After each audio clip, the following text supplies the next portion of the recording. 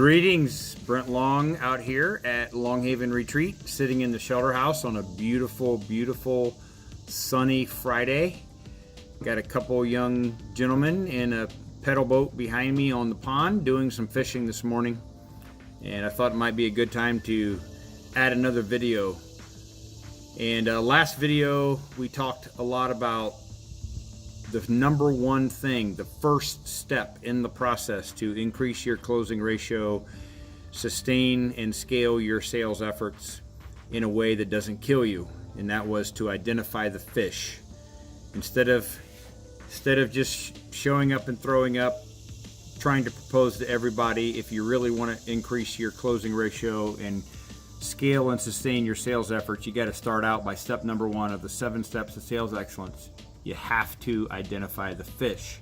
Now, not every fish in the pond, as we learned, is going to be one that we keep, but we have to build the process so that we can identify the fish, know which ones we want to keep, which ones we want to throw back in. Step number 2 of the 7 steps to sales excellence is to prepare for the catch. Now, as it relates to fishing, if you have identified the fish that you are going after, and if you are actually going to go fishing, then you are going to take things with you. You are going to prepare. You're going to have to learn how to use a rod and a reel or a net, or you're going to have to learn how to take tackle box and what aspects of your tackle box you need for the kind of fish that you're going for. You probably are going to practice a little bit in the backyard. These two gentlemen, young gents who are fishing on the pond right now this morning behind me, I heard from their father last night that they live across from a lake and they're always going fishing, but they're always working on their fishing game as well. Like, they actually practice casting while they're in the yard. They don't just wait until they get to the edge of the water before they throw a line. They practice casting and get a feel for the rod and the reel and the tools that they're going to use. It should be no different for us in sales. Don't wait until the sales call to practice your craft. Prepare for the catch. Step number 2. And so in the workbook that I put together for those people that become clients of mine, it's full of some really interesting and compelling kinds of questions that you have to answer, such as, what do you know about the waters that you're fishing in? What is some of the information that's missing in those waters?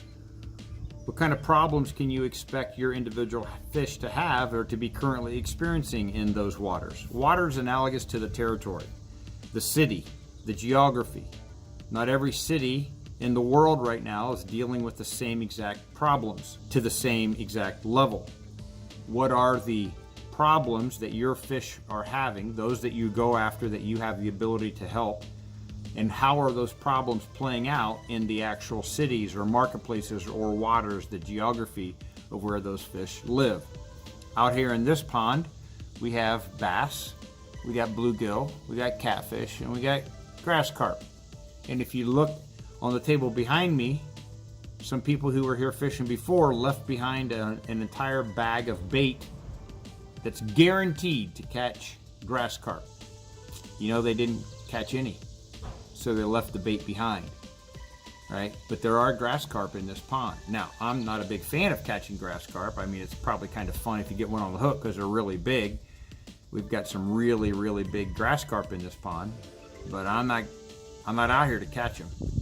So I probably won't use that bait. I'm going to prepare to catch a different fish, which means I have to go through a completely different process of baiting the hook and using different bait, and what kind of hook should I use, and should I do a water floater, something that's going to float on top of the surface or something that's going to sink down in.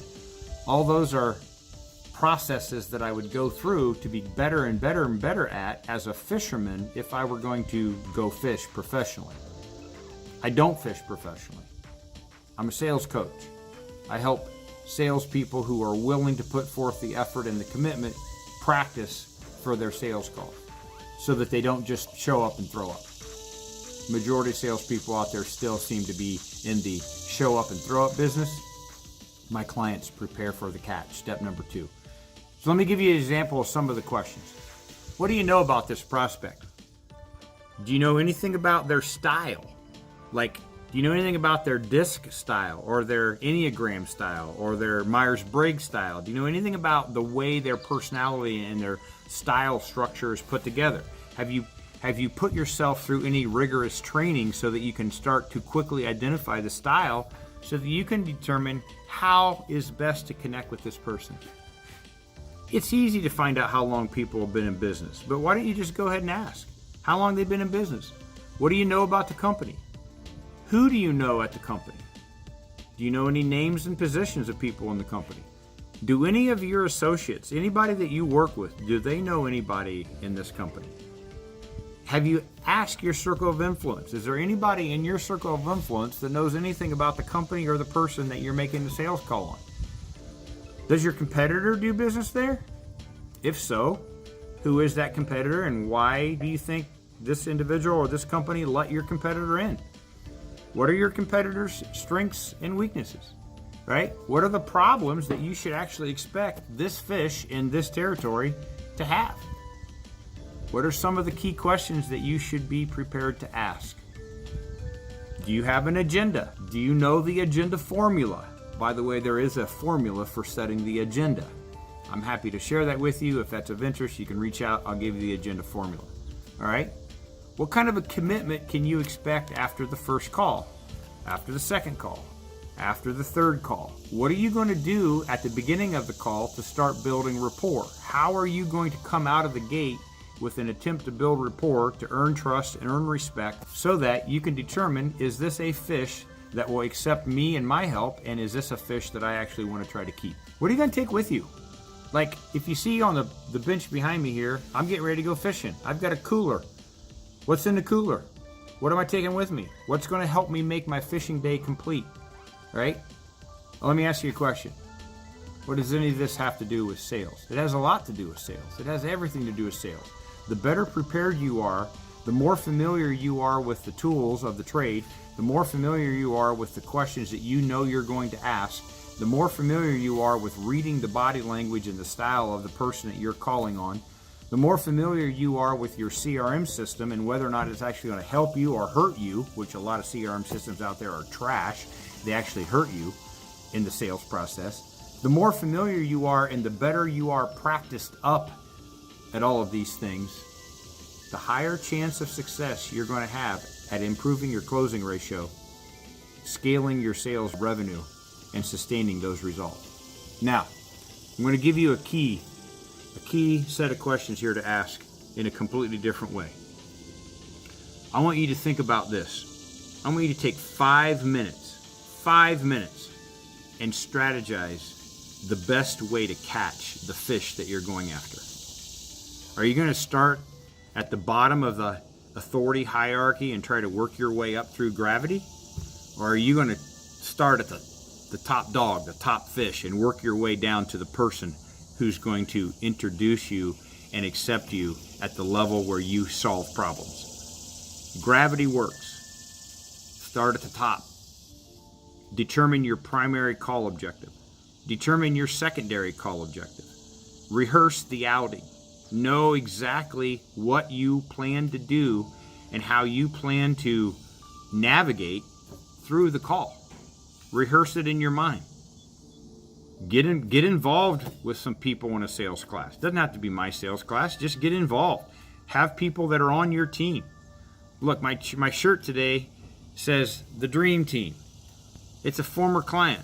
They put a team of people together and called them the Dream Team. And they would literally rehearse what it looked like for everybody on that team to serve the fish that they were trying to catch. You can do the same thing.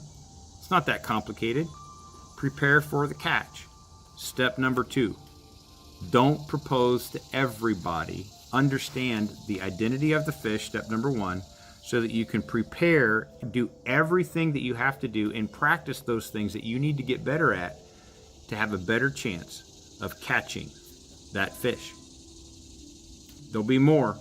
Next video, step number 3, approaching the waters. Till next time, good luck, good selling. God bless.